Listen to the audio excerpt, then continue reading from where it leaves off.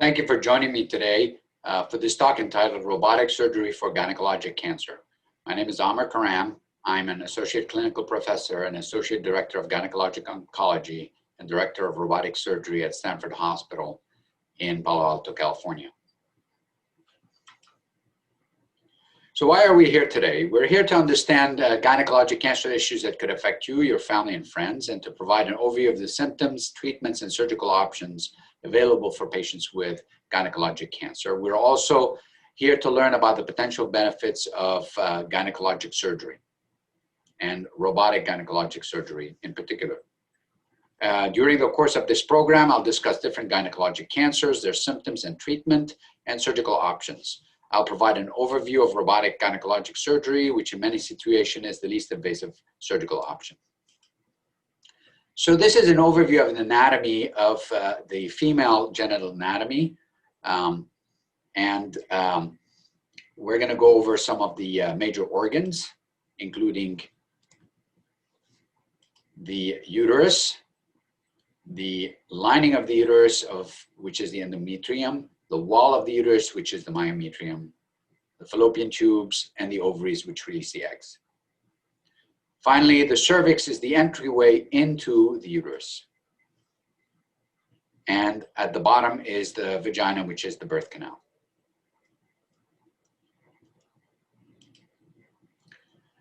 So each year, more than 80,000 women in the US will be told that they have a gynecologic cancer. There are 100 different types of cancers. The 5 most common type of cancers are breast cancer, lung cancer, colorectal cancer, and some of our gynecologic cancers, including cervical cancer, uterine cancer or endometrial cancer, and ovarian cancer.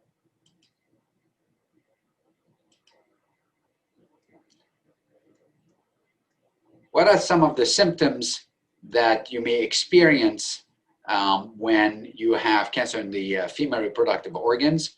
These symptoms include irregular periods, intermittent bleeding, bleeding after menopause, pelvic pain, bleeding with intercourse, abdominal pressure, bloating, irregular bladder or bowel function.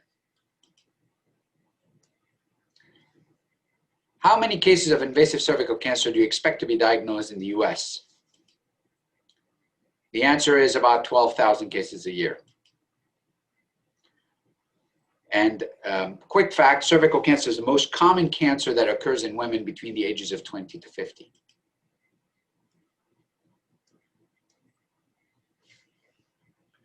Let's talk a little bit about cervical cancer. Cervical cancer is cancer from the cervix, the lower part of the uterus, which is the narrowest part of the uterus as well. All women are at risk for cervical cancer, and it often occurs in women over the age of 30. It is highly preventable in most Western countries because it is almost invariably caused by an HPV infection, so that if you can vaccinate for these HPV infections, you can prevent the infection from happening in the first place and prevent most of these cancers. We also have very well-performing screening tests, including a pap smear and HPV testing. This slide goes over some of the cervical cancer risk factors, symptoms, and treatment options. As you can see at the top of the list, the biggest risk factor is an HPV infection. The symptoms include abdominal vaginal bleeding, pelvic pain, pain with sex, or bleeding with sex.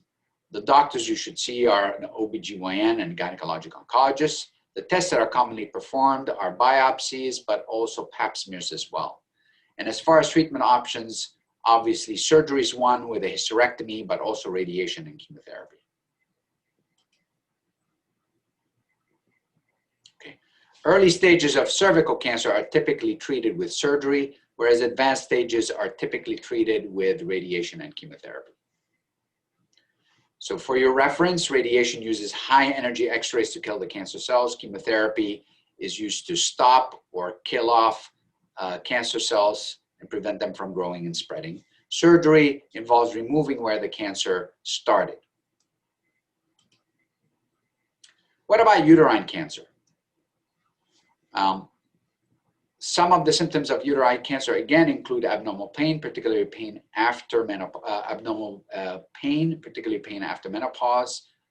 or bleeding after menopause, also pain with intercourse, and unusual vaginal discharge. By far, the most common symptom in this situation is abnormal bleeding after menopause. In the US, in 2012, about 47,000 women a year were expected to be diagnosed with uterine cancer. Uterine cancer is the fourth most common cancer in women and the most common cancer of the female reproductive tract. It is often called endometrial cancer because it comes most often from the lining of the uterus. When it's found early, uterine cancer is usually curable surgically. Some of the risk factors, symptoms, and treatment options in this situation, as you can see, most women who are diagnosed with uterine cancer are diagnosed after the age of 50. Obesity is a big risk factor. Taking unopposed estrogen therapy is also another risk factor. And family history could also factor into that. As I said before, abnormal bleeding is a major symptom for patients with uterine cancer. And often patients have bleeding after intercourse or pain with sex. The tests that are used to diagnose uterine cancer often involve pelvic ultrasounds as well as biopsy from the lining of the uterus. And the surgical and treatment options include a hysterectomy, of course, but radiation therapy, chemotherapy, and also hormonal therapy.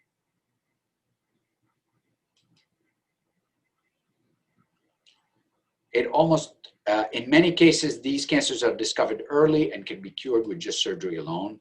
When the cancer has spread to the lymph nodes or beyond the uterus, then radiation and chemotherapy is often used. True or false, ovarian cancer accounts for 3% of all cancers diagnosed in women. True, ovarian cancer accounts for a small percentage of all cancers diagnosed in women. It is, however, very deadly. Most women with ovarian cancer, unfortunately, end up dying from their disease. These are some of the symptoms to expect and risk factors to expect with ovarian cancer. Risk factors include age over 40. Family history is very important. We now know that family history of ovarian cancer is a major risk factor. Carrying a deleterious mutation or a genetic mutation in the BRCA1 and BRCA2 genes also increases the risk of ovarian cancer. Endometriosis, we know, also increases the risk. Okay. Some of the common symptoms include bleeding, pelvic pain, and bloating. The common tests that are performed to diagnose ovarian cancer include ultrasounds and CT scans, as well as blood tests and biopsies. The treatment options almost entirely center around surgery with a hysterectomy and removal of all the cancer, but also chemotherapy. Now to talk a little bit about the surgical approaches for gynecologic cancer and gynecologic conditions in general. The two surgical approaches that are most common are the open surgical approach, where you have an incision that is through the middle of the abdomen. As you can see, it could be below the belly button or extend to above the belly button down into the pelvis so that you can access the pelvic organs. Or you can have what's called a side-to-side incision along the lower part of the abdomen. These are fairly large incisions with prolonged recovery. On the other hand, we have what's called minimally invasive surgery, where using fewer incisions, smaller incisions, we're able to perform the same types of surgeries. These include vaginal surgery, but also conventional laparoscopic surgery and robotic surgery. What are the benefits of minimally invasive surgery?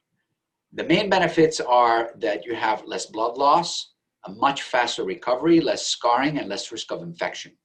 There may also be fewer complications and significantly less pain. And since the scars are much smaller or non-existent, improved cosmesis. As far as laparoscopic surgery, this is sort of the hallmark of minimally invasive surgery.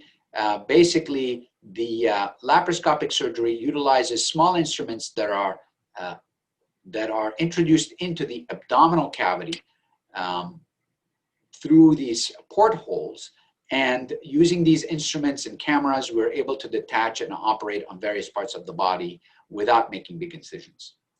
The advantages of this approach are that you're operating through tiny little incisions with very small instrumentations.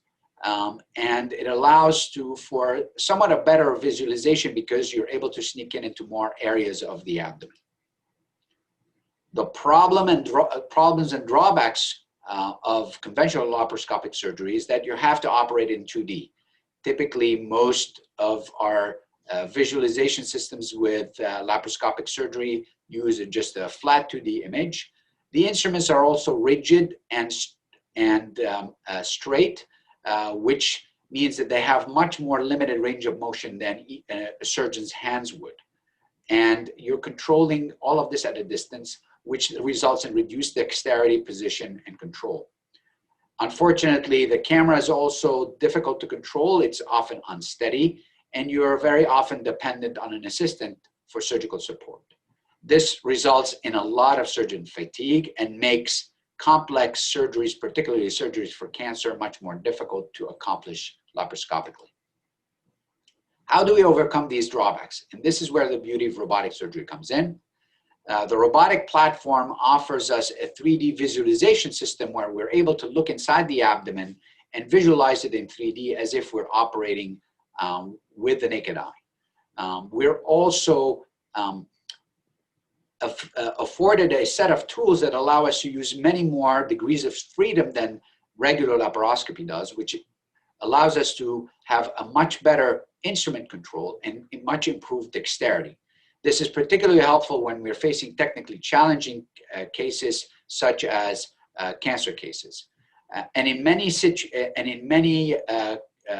of these situations where the surgeon is actually seated at the console, this provides for superior ergonomics and is easier on the surgeon in terms of fatigue and in terms of overall performance as far as the surgery is concerned.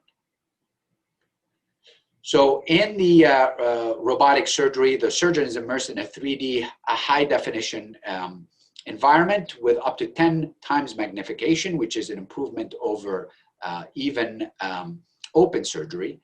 The surgeon directs all of the movements of the tiny instruments using basically joysticks or controls at the console, which are illustrated at the bottom left.